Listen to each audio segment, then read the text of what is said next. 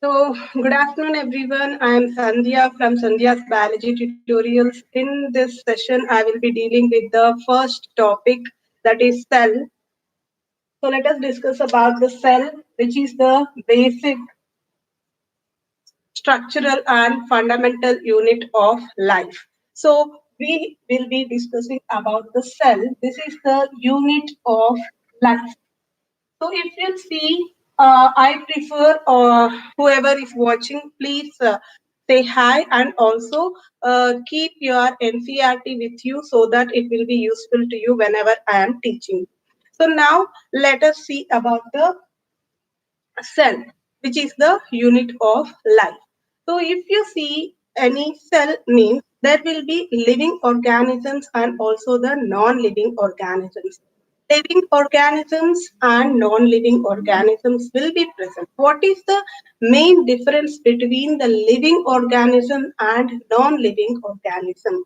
So if you take a living organism, which is also called as an animate thing, so all the living things are called as animate. That is, animate. These are the living organisms, and the non-living organisms are nothing but this you can say inanimate. So this is the inanimate thing. What is the major difference between the animate and inanimate things? The major difference is nothing but the cell. So presence of a cell. Cell will be present in the living or animate things, whereas therefore here a live cell won't be present. So there won't be any presence of cell or no live reactions will occur. So if you take a cell, here there will be live reactions will be occurring in a cell. Okay, so where in the cell the live reactions will occur? If this is a cell, inside the cell there will be nucleus and also the semi-fluid matrix which is called as a cytoplasm. So this cytoplasm will be streaming. Streaming in the sense there will be the movement of the semi-fluid matrix. So this is the semi-fluid matrix which will be continuously moving.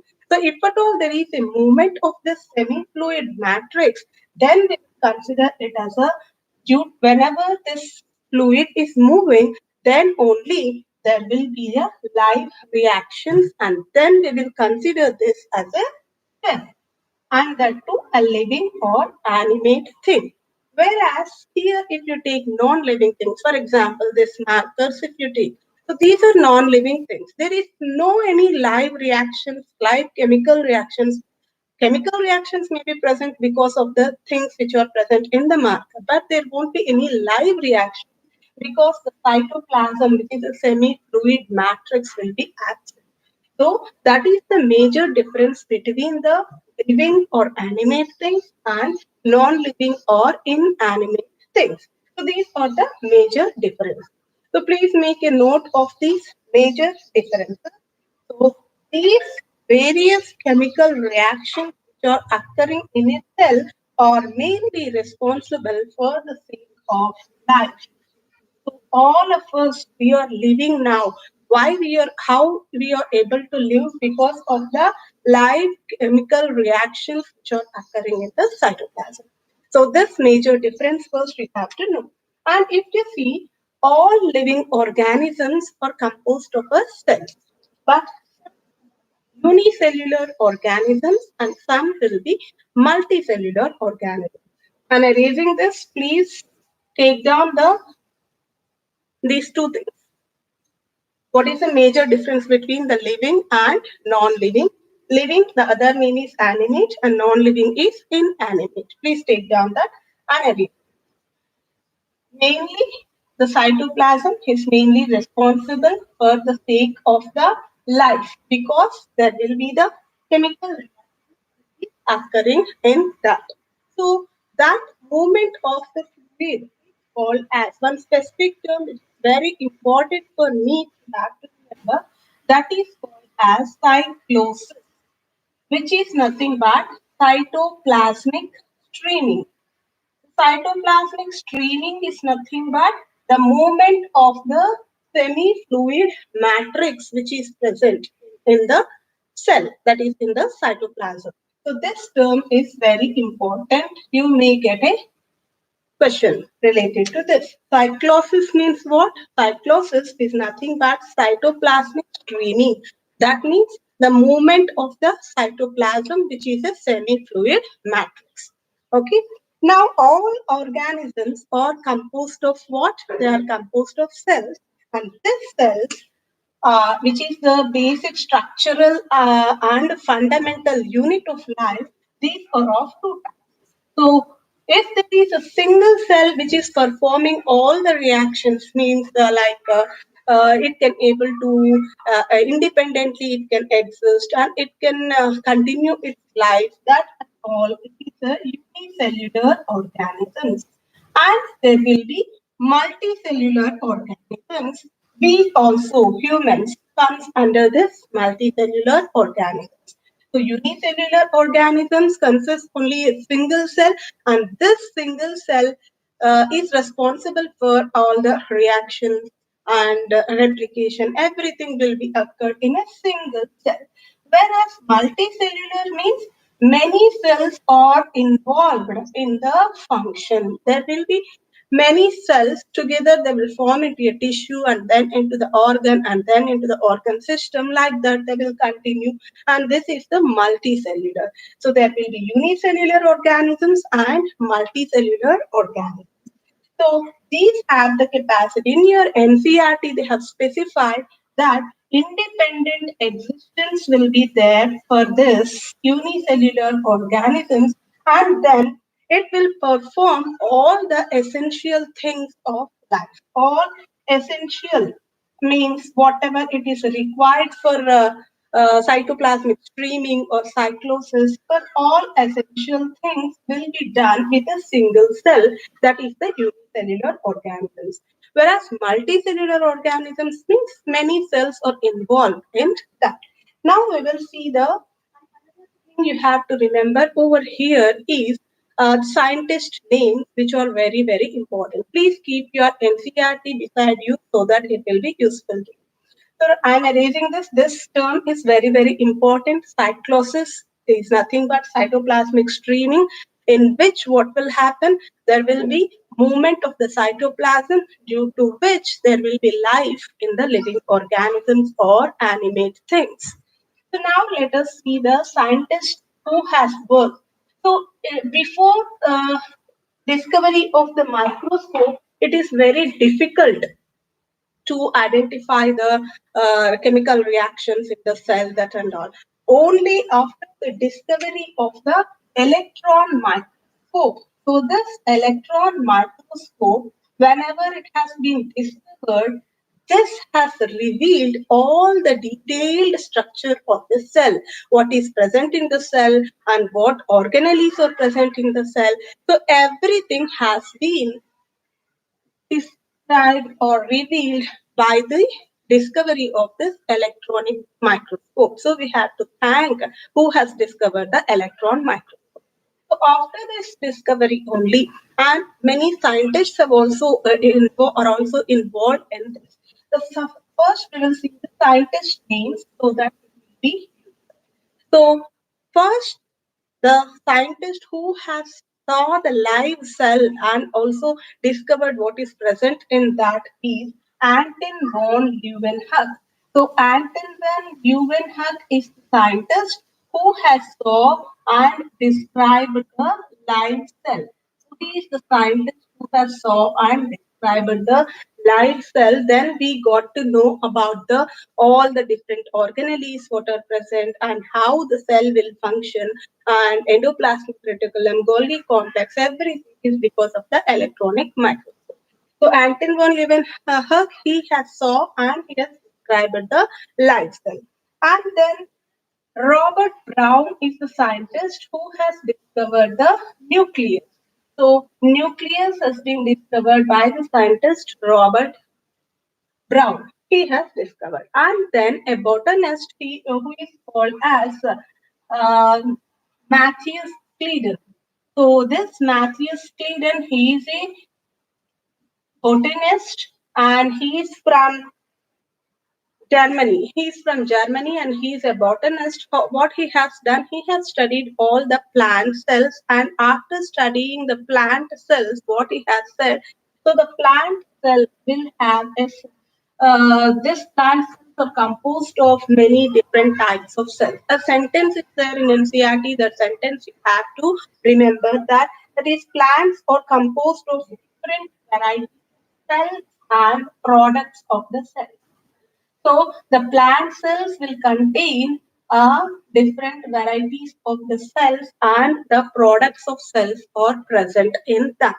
So that is the Scleden who has discovered the botanist. He is a botanist and he is in Germany, from the Germany. And again, Theodore Swan. So Theodore Swan, he is the zoologist. He has discovered, means he has studied both the plant and animal cells. He has studied both plant and animal cells. Even though he is a zoologist, he has studied both plant cells and animal cells. After studying what he said, the plant cells have a unique specific character which is called as a cell wall. So the cell wall is the unique special character which he has seen in the plant cell along with the usually, the cell will contains the plasma membrane. Other than the plasma membrane, the plant cell will contains the cell wall. If it is a cell, there will be cell membrane if at all it is present. This cell wall is also present in the plants. Whereas animal cells, they lack the cell wall. Okay, so that is the major difference. But animal cells contains the cell membrane. So both the plant cells also will contains the cell membrane. Animal cells also contains the cell membrane. But plant cells unique specific character is the cell wall present. Very important thing which you have to remember. And these two scientists together, what they have done after studying both plant cells, and he has studied both plant and animal cells, these two scientists together, they have proposed the cell theory. So this is one more important bit. So cell theory has been proposed by both Theodore means Claydon and Swan directly, you can say, or Matthias Claydon and Theodore Swan. These scientists have proposed the cell theory, but very important thing here, they didn't explain how the new cells are formed. Even though they have said the cell theory, both Claydon and Swan, they didn't explain about how the cells, new cells have been arised from the pre-existing cells. That and all they didn't explain. Then the scientist, that is Rudolf Virchow, another scientist, Rudolf Virchow, he is a scientist who has said that the cells, new cells, will be formed from the pre-existing cells, and he has given one specific quotation like this. That is, I am writing it here: omnis cellulae cellula. Okay, omnis cellulae cellula. That means what it is? It is nothing but new cells are formed from the previously existing cells, which is nothing but omnicellulae cellula. Who has proposed this? Rudolf Virchow has proposed this sentence. And finally, after this proposal, means what he said that the new cells arise from the pre-existing cells, then the cell theory has been clubbed together and final cell theory quote has been given, which has been given in your NCERT. The two sentences, please read the two sentences. That is very important. So the final proposal of the cell theory has been given by Rudolf Virchow also. And in this, you have to remember the years also. So Matthias Claydon 1838 and Theodore Swan 1839 and Rudolf Virchow in the year 1865. So all these years also you need to remember. Hope this is clear. Shall I erase this? Hello, everything is visible and audible. Please say in the chat if at all it is properly visible and audible. This is about the scientists which you have to remember so that a direct question you may get from this. Okay.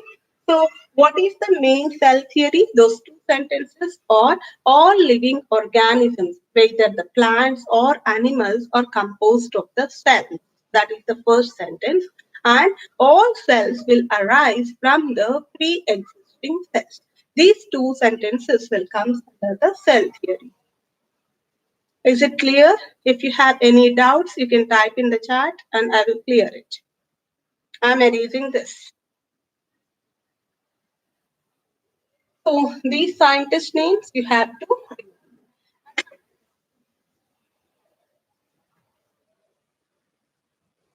And after this, you have to see the differences between the plant cells and animal cells.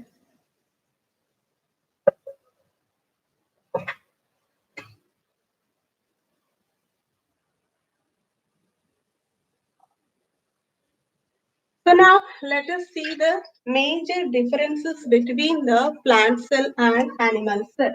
So if you take a plant cell and animal cell, in your lower classes also you might have studied about the practicals also you might have done. For plant cell, which one you will take usually? You will take the onion peel. So onion peel you will take for the plant cells and the human cheek cells you will take for the animal cells. So human cheek cells. So if you take these two and if you study, then what are the major things and what are the major differences between the plant cell and animal cells? Let us see that one.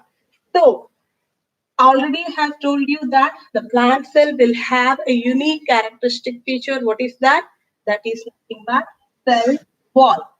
So, cell wall is present in the plant cell, whereas here no cell wall in the animal cell. That is the major difference, and many differences are there in this. And this have plastids. So what are plastids? Plastids are nothing but the plant cell has chloroplast mainly. So that chloroplast also will be present in the plant cell, which is one of the plastid only. And here, no plastids and no chloroplast in the animal cell. So that is the another difference. And then the plant cell have a large vacuole. So vacuole will be present and this will be very large in size. If this is a plant cell, so here almost this much percentage will be the vacuole. Only rest of the thing will be the cytoplasm that alone will be present. So this plant cell will have a large vacuole, whereas here there will be small vacuoles will be present in the animal cell. Small vacuoles, and here there will be large vacuole will be present. And here there will be chloroplast also will be present and few mitochondria will be seen over here in the plant cell, whereas in animal cell, if you take, there will be many mitochondria and no chloroplast. So many mitochondria will be present and there won't be any chloroplast in the animal cell. And this is larger in size,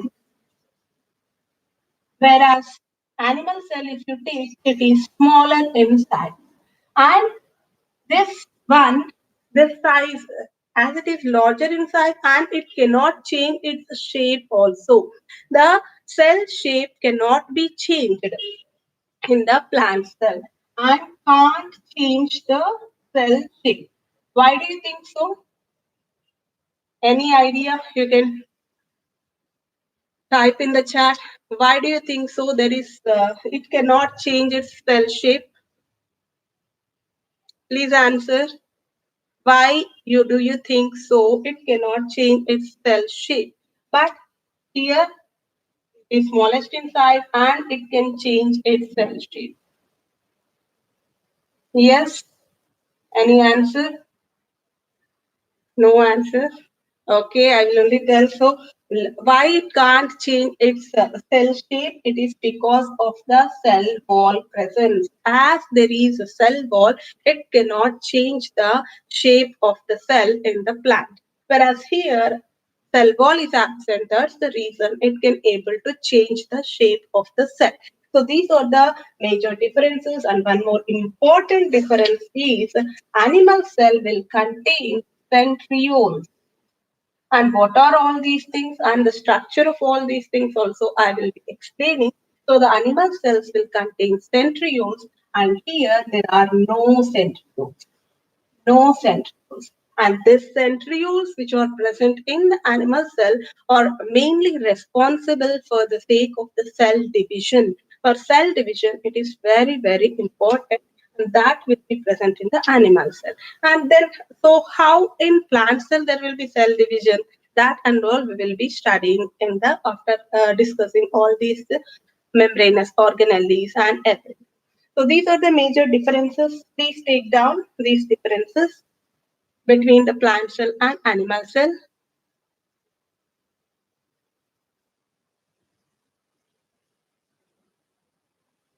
So all these things, how it has been identified means it is mainly because of the invention of the electron microscope. One more important neat bit. If they make you like this. So which microscope, after invention of which microscope, we can able to study the cells, inner structure of the cells, all those things means this is after the invention of the electron microscope that you have to. So shall I erase this?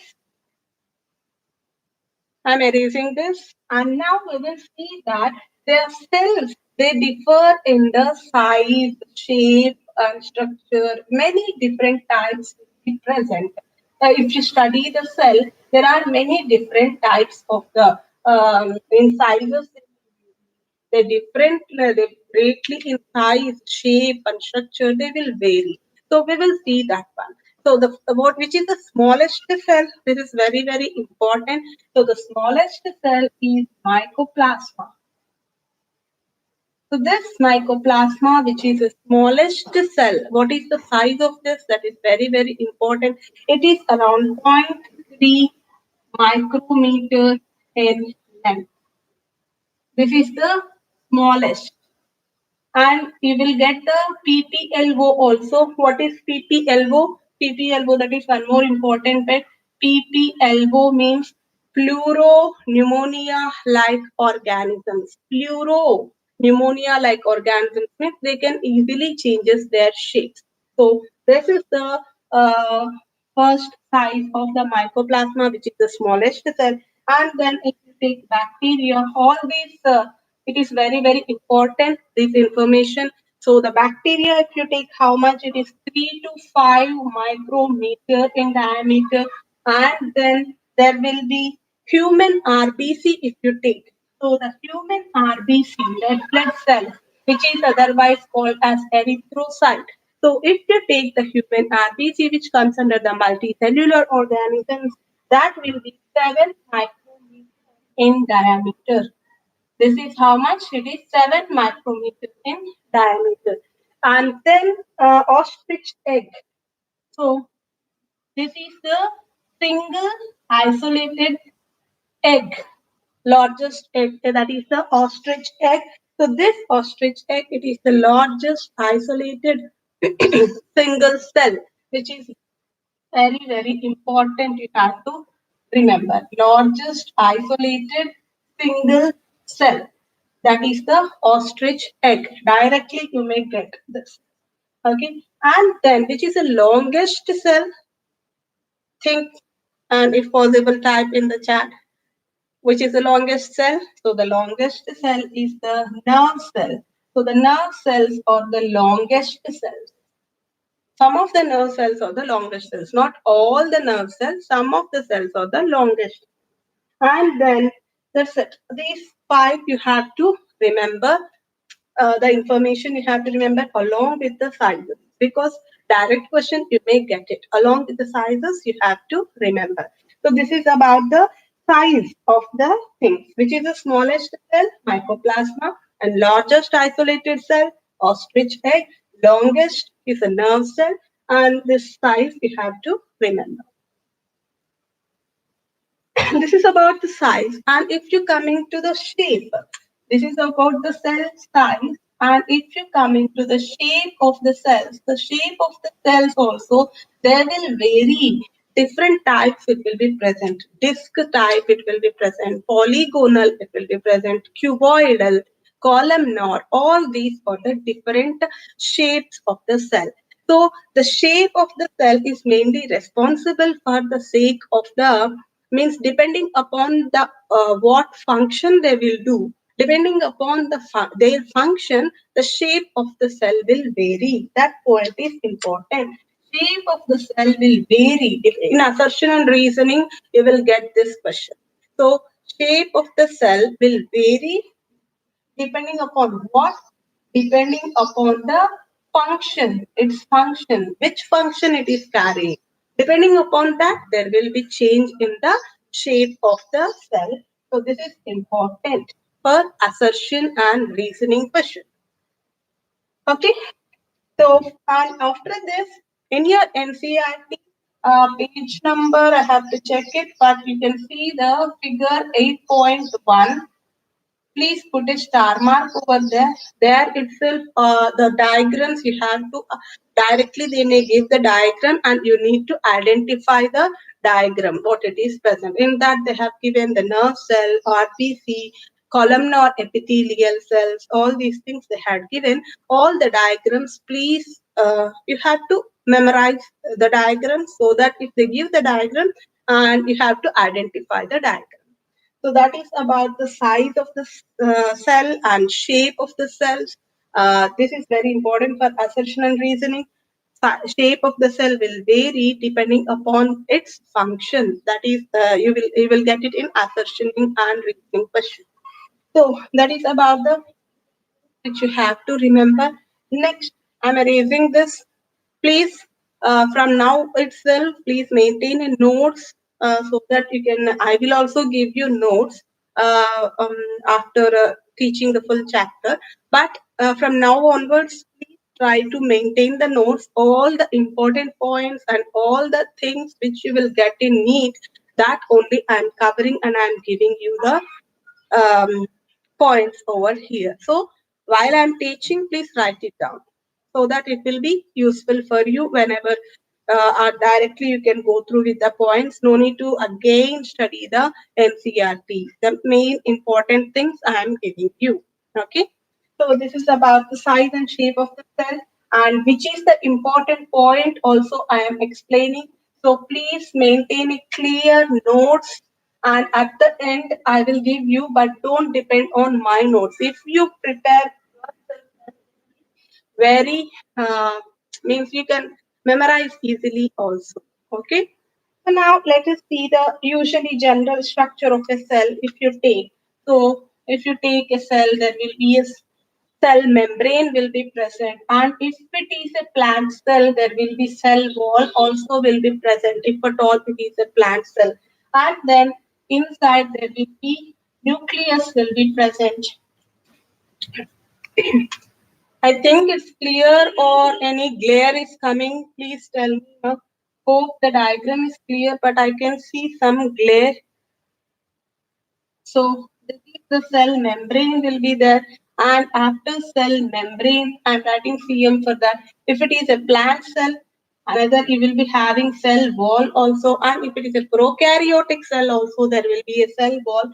And then inside there will be nucleus will be present which is a membrane bound organelle. Membrane will be present, nuclear membrane will be present, and inside the nucleus there will be chromosomes will be present. These are the chromosomes, and inside the chromosome there will be a genetic material, that is DNA or genetic material will be present. This is the general structure of a cell, but there is a difference between plant and animal cell, which I have already explained, and there will be a difference between prokaryotic and eukaryotic cell also. So this is what general cell structure will be present, and here and all it is filled with the semi-fluid matrix which is called as a cytoplasm. So this cytoplasm, whenever it undergoes cyclosis, which is called as a cytoplasmic streaming, then only we will consider it as a living organism because it gives the life. Okay, so this is the general structure. Now, now we will see about the differences between prokaryotic and eukaryotic cell. So let us see the differences between the prokaryotic cell and which is a very, very important. Many neat questions you will get it from the differences between prokaryotic cell and eukaryotic cell. So here the name itself will suggest prokaryotic cell and eukaryotic cell. Karyon means what? Karyon means nucleus and pro means primitive. So pro means what? Pro means primitive. Karyon means nucleus. Primitive means or incipient nucleus will be present in the prokaryotic cell. Whereas if you take eukaryotic, U means what? True. Karyon means what? Nucleus. So true nucleus will be present in the eukaryotic cell, which is the major difference. And if you take the prokaryotic cell, like how the plant cell will contain the cell wall, all the prokaryotic cells also will contain the cell wall. So all prokaryotic cells will contain the cell wall, whereas eukaryotic cells, we mammals also will come under this. So there is no cell wall for the eukaryotic cells. Okay. So these are the major differences. And if you take the nucleus will be very incipient, primitive nucleus will be present. That means there won't be any nuclear membrane. So no nuclear envelope. So nuclear envelope or nuclear membrane is absent, but here there will be nuclear envelope in the eukaryotic cell. Nuclear envelope is present in the eukaryotic cell. And then here a single chromosome will be present and the genetic material will be naked. Naked in the sense what? It will be open. There won't be any nuclear membrane or nuclear envelope, no? So it will be naked genetic material will be present, whereas here it will be covered with this nuclear envelope. Okay, this is covered with nuclear envelope, whereas here it is naked genetic material. And coming to the chromosomes, how many will be present? Here it will be only single chromosome will be present in this, but here there are many chromosomes will be present. So all these differences you have to, these are the basics and you have to know these differences. And here there will be proteins, histone proteins will be absent here. Here the histone proteins will be present. What are histone proteins? That and all we will discuss in the molecular basis of inheritance, that is second year topic. But here we are just seeing the major differences between the prokaryotic and eukaryotic cells. Okay, and here 70S ribosomes will be present in the prokaryotic cell. Ribosomes are mainly responsible for the sake of the protein synthesis. So 70S ribosomes will be present. 70S in the sense there will be 50S and 30S. These two means larger subunit and smaller subunit like this. So 50 is, don't combine this 50s and 30s and don't think it as a 80s. 50s is the larger subunit and 30s is the smaller subunit, whereas S is the Svedberg unit or sedimentation coefficient. It is the Svedberg unit or sedimentation coefficient.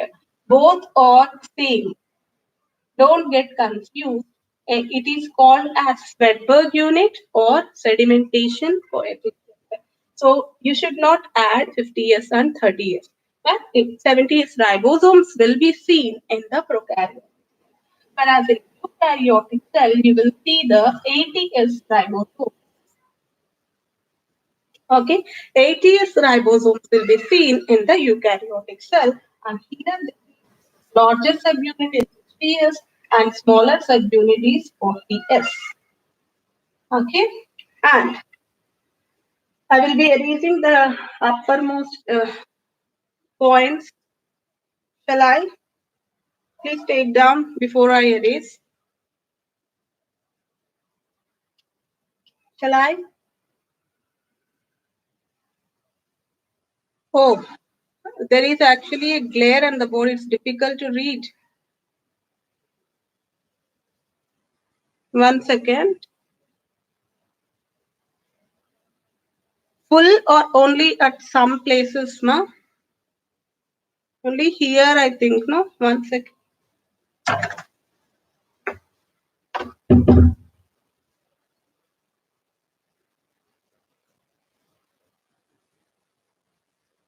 Yeah, tomorrow definitely I'll change it. So for today, please. Okay, only in the middle. Okay, tomorrow I will change this place. Okay, I'm setting everything wherever it is fine. Then we will keep that. Continue.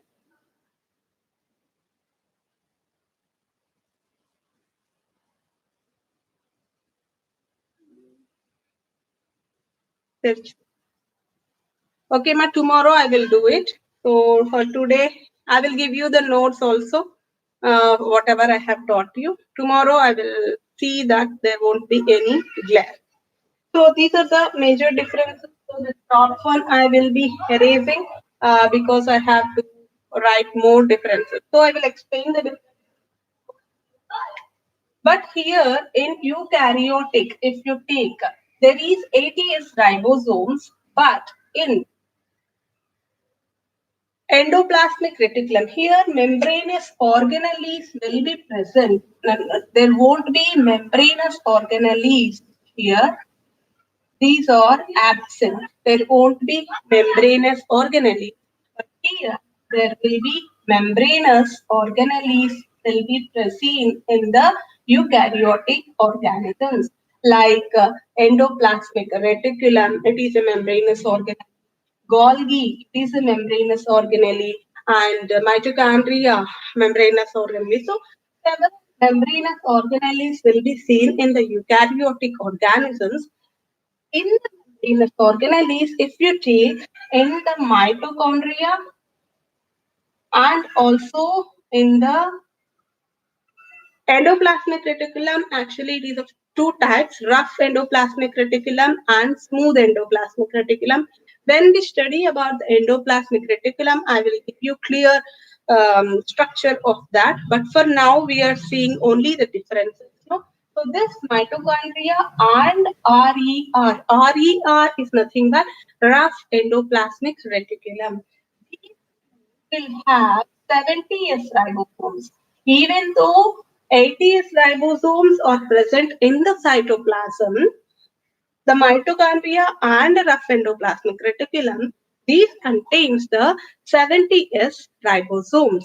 Okay, on rough endoplasmic reticulum and mitochondria, there is 70S ribosomes in eukaryotic organisms. Rest of the cytoplasm will have 80S ribosomes. This is very, very important because you will get confused. If it is a eukaryotic cell, you will directly mark it as a ATS ribosome. But even though if it is a eukaryotic cell, the mitochondria and rough endoplasmic reticulum, they will be having 70S ribosome. Please put a star mark over there. Okay? And the DNA, whatever is present in the prokaryotes, it is single DNA will be present. This I have already given. And other than this, the extra chromosomal material will be present. That is the plasmids. So extra chromosomal material, which is called as the plasmids, will be present in prokaryotes. That plasmids are absent in the eukaryotes. No plasmids in the eukaryotes. And then here, there won't be any histone proteins in the prokaryotes. Histone proteins will be absent But here there will be the histone protein. So what are those histone proteins? That and all we will be discussing. Okay, histone, non-histone proteins we will be discussing next. Today only the cell chapter, and here we are discussing about the prokaryote and eukaryotic differences only. And what will be the size of the prokaryote? It will be 1.2 micrometer in size. That much size is the prokaryotic size. Whereas eukaryotic is 10 micrometer. See the difference. Eukaryotic cell will be very big, and whereas the prokaryotic cell will be very small, almost 10 times it is greater eukaryotic cell. As the prokaryotic cell is very small in size, so as it is very small in size, it can able to multiply rapidly. It will multiply rapidly because of the small size. Here, eukaryotic is very large in size, so the multiplication is not that much rapid when compared to the prokaryotic cell. So again, one more important, so which will multiply rapidly is prokaryotic cell will multiply rapidly. Why? Assertion and reasoning question. Okay, blue color I won't use. From tomorrow I will fill this also. Okay. So this will multiply rapidly because of the small size, whereas this is a large size. That's the reason it can't multiply that much rapidly when compared to the prokaryotic cell. This is also very important. So as you can see this, I am reading this. Prokaryotic size is 1.2 micrometer. Eukaryotic size is 10 micrometer. Make a note of that. And now, characteristic features of prokaryotic and eukaryotic cells. The main characteristic features means that will be present only in them and in other it won't be present. That characteristic features, that characteristic features or here it contains the many plasmids. So many plasmids will be present in the prokaryotic cell, but in the eukaryote it is absent. So the plasmids will be present. And here there will be inclusions also. So what are inclusions? So inclusions are nothing but the reserve food materials which these will be present in the prokaryotic cell.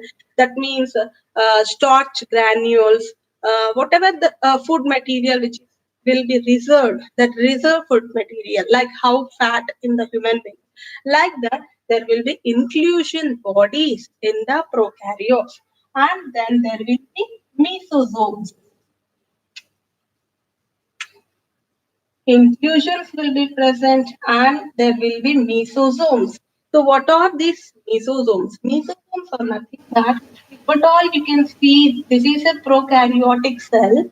There will be a cell wall for that. And this if you consider cell membrane, and there will be one more sheet. In detail, I will explain. So together there will be cell envelope. But this plasma membrane which is present, that will be inwardly protruded like this. So inwardly it will goes inside the projection like thing. This is called as a mesosome, and this mesosome is mainly responsible for the sake of the many things. It will be responsible like if at all whenever bacteria is dividing, a single bacteria it will divide like this. No, at that time mesosomes also will help for the division of the prokaryotic cell or bacteria. So that mesosomes will be present. So any plasmids, inclusions are nothing but reserve food materials like starch granules, phosphate granules, those will be present, and mesosomes will be present. These are the main characteristic features of the prokaryote. And now coming to the eukaryotes, what are the main characteristic features for the eukaryote? It is mainly the histone protein. So these histone proteins are the proteins which helps to make our DNA compact. You know that our DNA will be very long. Long DNA will be present. But that long DNA has to be fit into the chromosome. How it will get fit? It is because of the histone protein. In detail, we will discuss in the molecular basis of inheritance. So these histone proteins are the major characteristic features of the eukaryotic cells, and one more cell. So it is very, very important thing. Please make a note. The characteristic features of prokaryotic and characteristic features of eukaryotic. Histone proteins and centrioles are for eukaryotic, and plasmids, inclusions, mesosomes are for the prokaryotic. So by seeing this itself, you can able to identify the prokaryotic and eukaryotic cells. Okay, and one more thing you have to remember, that is whenever any cell is undergoing division, that means there will be central dogma of molecular biology, that is from DNA to DNA, duplicated DNA, and then mRNA, and then to protein. So DNA to DNA, it is replication, and after replication, there will be transcription.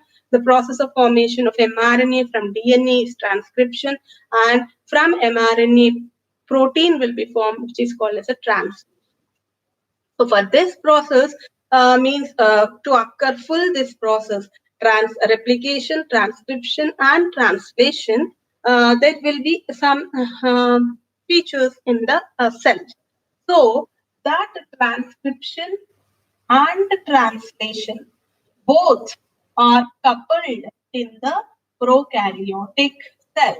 Transcription and translation are coupled, means continuously it will occur, both the transcription and translation. Whereas in eukaryotes, transcription will occur in the nucleus, where it will occur in the nucleus, and the translation will occur in the cytoplasm.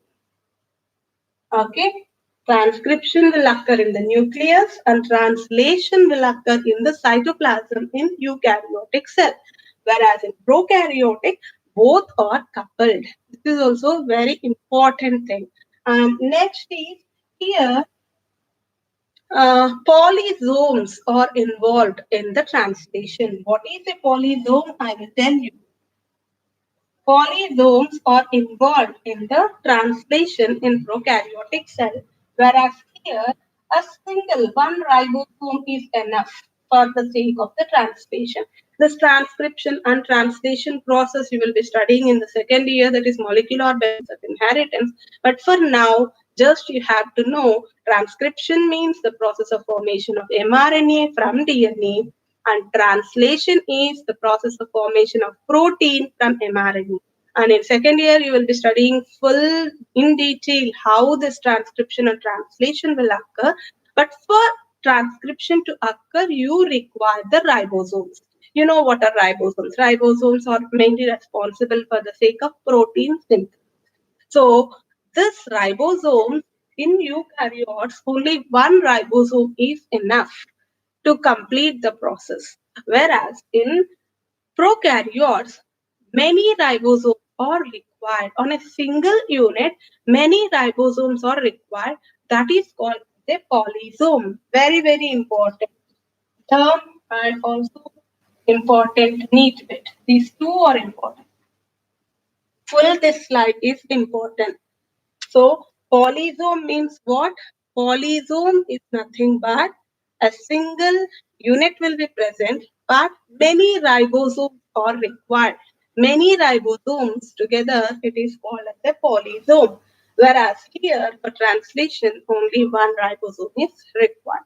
So these are the major differences between the prokaryotic and eukaryotic cell, and the diagram has been given in your NCERT. Please go through with the diagram, which is very, very important. Okay. Page number 128. So there the size of the typical eukaryotic cell they had given, and the size of the PTLO viruses they had given, that is also very, very important. Put a star mark over there. Page 128, near the eukaryotic cell, they have given the sizes of the bacteria, viruses, and PPLO. The expansion of PPLO is also very important. Differences between prokaryotic and eukaryotic cells, many differences we have seen, and we have also seen the differences between the plant cell and animal cell. Even though the plant and animal cells both are eukaryotic cells, we have seen the differences between the plant cell and animal cell. If you are thorough with these differences, most of the NEET questions you can able to solve. These differences are very, very important. So I'm erasing this now. Now we have to study individually about the prokaryotic cell and also the eukaryotic cell.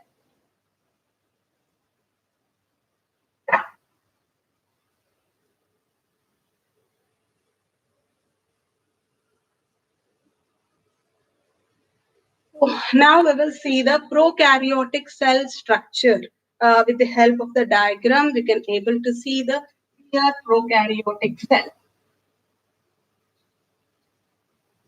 So pro means primitive, karyon means nucleus, so primitive or incipient nucleus will be present. So prokaryotic cell will contain what? It will be size also will be small, and there will be definitely a cell wall will be present. And in the prokaryotic cell, there is a single protective unit which is called as a cell envelope. Single unit is called as cell envelope will be present. This cell envelope will consist of majorly three layers. So the outermost layer, if you take, it will contain the glycocalyx. So the outermost layer of the prokaryotic cell will be glycocalyx, which is like a slime layer, like slime, how you it will be like that. And after the glycocalyx, there will be a cell wall. So this is a cell wall. Because of this cell wall presence only, the bacteria have the means it can resist the almost everything, because cell wall it is very difficult to break. So cell wall will be present. That's why it will give the protection to the bacteria. And you know that inside there will be the cell membrane, which is otherwise called as a plasma membrane. So all these three together constitutes a cell envelope, which is a single protective unit. It is present in the prokaryotic cell. It is a protective unit. And as I already said that the cell membrane which is present, this cell membrane inward extensions will be there like this. Projections, inward projections will be there, and these inward projections are called as what? Please type in the chat. What are these called as? Answer. I need the answer, then only you will be studying properly. What are these inward projections? Type it.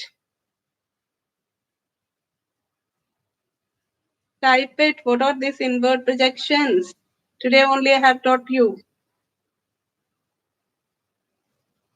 Type at least, do you know or not? Very good. Very good. Mesosomes. Good, Bhavna. So these are the mesosomes. So these mesosomes are mainly responsible for the sake of what?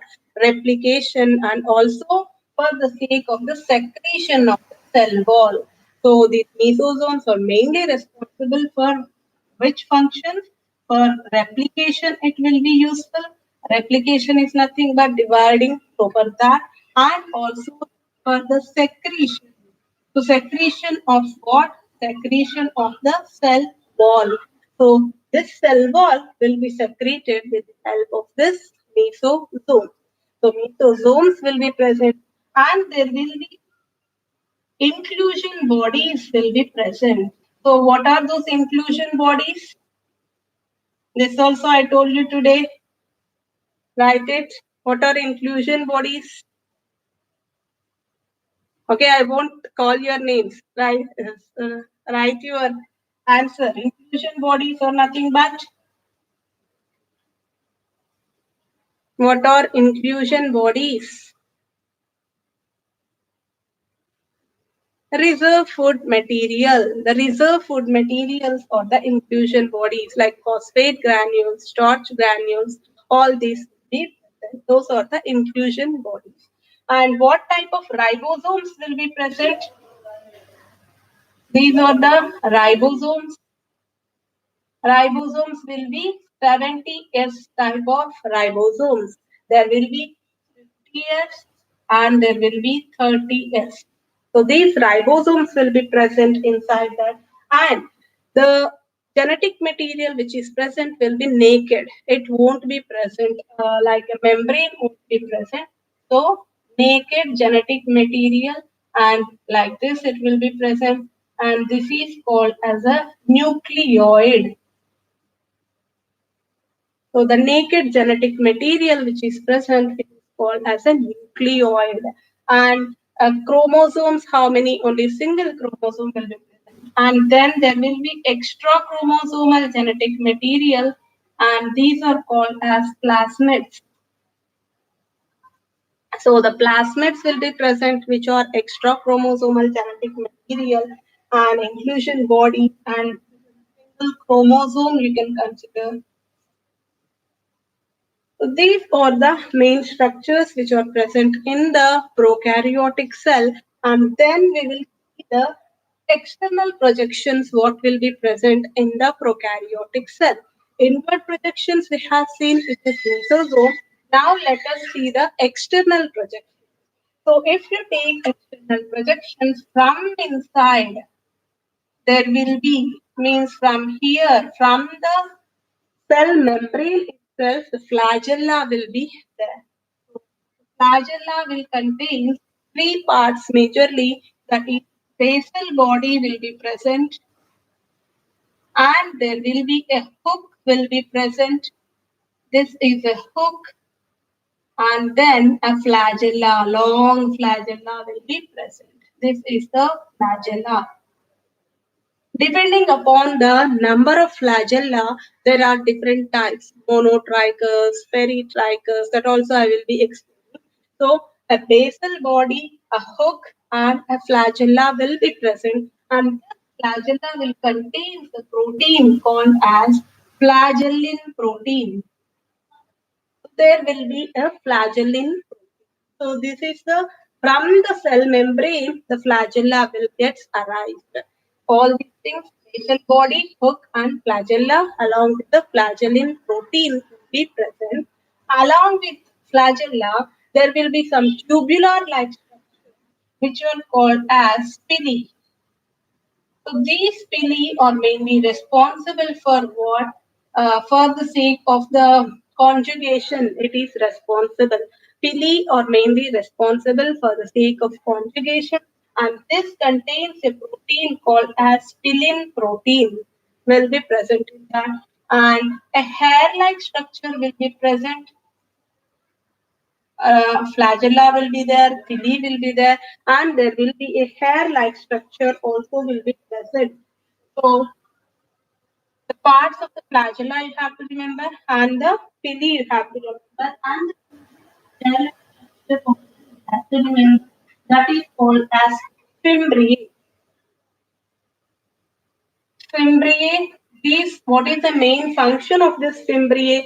Fimbriae is mainly responsible for the sake of the attachment. If at all the bacteria, if it is present near the rock, so to attach to the rock, this fimbriae is responsible. And if it enters into the host, in order to attach to the host tissue, this fimbriae is responsible.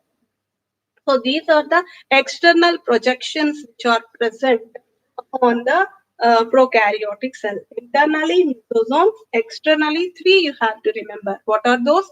One is flagella, which contains flagellin protein, and another one is fimbriae, which is mainly responsible for the sake of attachment to the host tissue or attachment to the rock.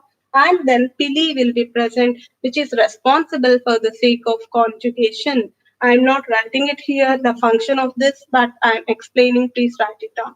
Pili is mainly responsible for conjugation, and fimbriae is responsible for attachment to the rock surface or to the tissue host. Flagella is responsible for locomotion of the bacteria. And depending upon the number of flagellae, there are different types of prokaryotic cells. Peritrichous, monotrichous, and also we will. So this is about the prokaryotic cells. And other than this, there will be some here and there will be cilia also will be present. Cilia will be present here and there for the cell projections. And now we have to know about the glycocalyx, cell wall, and cell membrane in detail.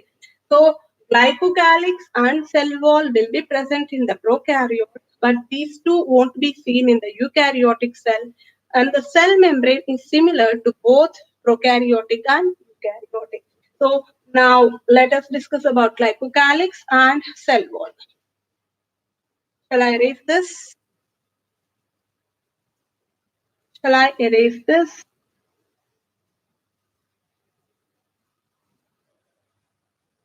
Yes, or still you're copying it.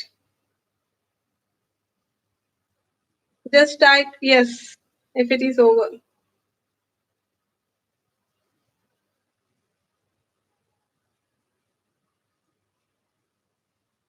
Is it over? So I will wait for 30 seconds and then I am erasing it. You are not good. So these are the small bristle-like structures, fimbriae. What is the protein in pili? Pillin protein. P-I-L-I-N. P-I-L-I-N. Pillin protein. Can I type here?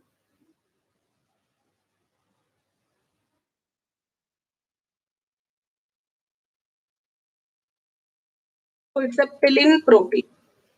And whereas for flagella, flagellin, and for fimbriae also it is a same thing. Okay.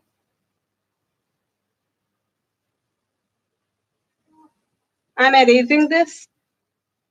Shall I?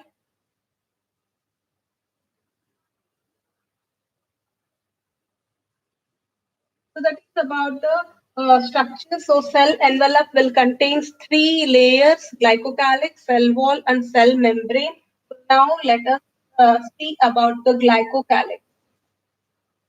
Cell membrane, it is same for both prokaryotic and eukaryotic cell. Only once you can. And now glycocalyx is.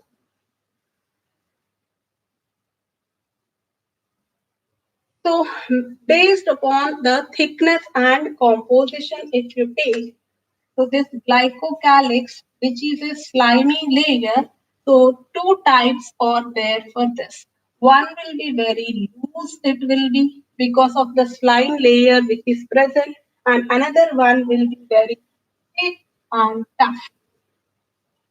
So the glycocalyx itself, some of the cells will be very thick and tough, and in some of the cells envelope, it will be very loose sheet because of the slime layer. Okay, so loose sheet is because of what? It is because of the slime layer.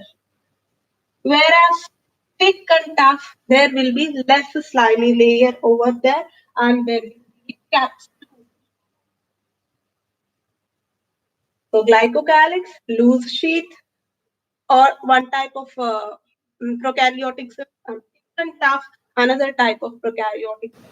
This will be having the capsule, and this will be having a slime layer. Due to the slime layer, it will be very loose and slippery like that, and because of the capsule, it will be very thick and tough.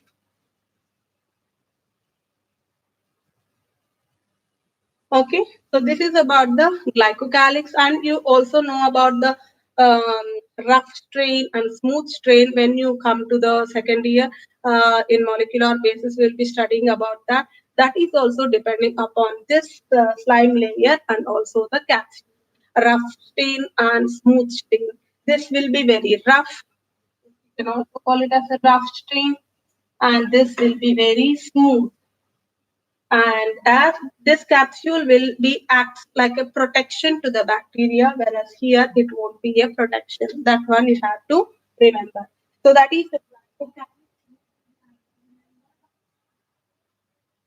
and then depending upon the staining techniques, depending upon the compositions which are present here like this, the staining techniques will vary. That staining techniques is called as a gram staining. So, depending upon the staining techniques or gram staining, there are two types of bacteria based upon the gram staining technique, that is gram positive and then gram negative. So this Graham is the scientist who have invented the staining technique. So that's why it is called as a Graham staining. Christian Graham, he has invented that. So Gram positive and Gram negative will be there. So this Gram positive bacteria and Gram negative bacteria, what is the differences? Let us see. So if this cell membrane which is present in the prokaryotic cell, and here also there will be the cell membrane gram negative also. After this, there will be a layer which is called as a here the cell wall which is present. It is made up of peptidoglycan layer. It is made up of peptidoglycan. Whereas in gram-negative bacteria, there will be peptidoglycan layer, like similarly, whatever is present. So this is also peptidoglycan layer. Other than peptidoglycan layer, there are two other layers. What are those? Glycolic, glycolic, and also a lipid layer. Okay, so as there is a difference in the composition, that's why it is divided into gram positive and gram negative. Whenever this chain is used, so because of the presence of this glycocalyx lipid layer extra when compared to the gram positive, the stain will not be present. Stain cannot be taken. That's why it is called as gram negative, whereas here it is gram positive. The stain can't go out. And I will be explaining about the staining techniques also in the next class. So this is about the glycocalyx, and next membrane is the after glycocalyx there will be a cell wall. Cell wall is mainly responsible for the sake of the protection and also for the shape. For the shape of the bacteria, the cell wall is mainly responsible. So the rigidity of the bacteria, shape of the bacteria is maintained with the cell wall. That is the main function of the cell wall. So we have understood about the glycocalyx, smooth and tough, that one, and we have understood about the cell wall, and now cell membrane we have to study, and that cell membrane which is same both prokaryote and eukaryote, that we will be studying tomorrow. So this till here I have explained about the full differences between plant and animal cell and prokaryotic and eukaryotic cell, and in general the cell structure and the examples, all these things please study well. And tomorrow's class we will discuss about the cell membrane and fluid mosaic model of Singer and Nicholson's fluid mosaic model, which is very important, and cell membrane structure, lipid bilayer, very, very important class. So tomorrow we will see that. So for now, this much only. All the things tomorrow study, and in the textbook also, those diagrams you have to study them. So bye everyone. Uh, Thank you for joining. So please subscribe to Sandhya's biology tutorials for free classes, and I will be completing full course definitely started from today. and I'll be completing for NEET 2022 students. It will be very useful. I will be completing full course, and NEET 2021 also first year topics they might have forgot, so they can revise when I am explaining. So that's it for today. Thank you. Bye everyone.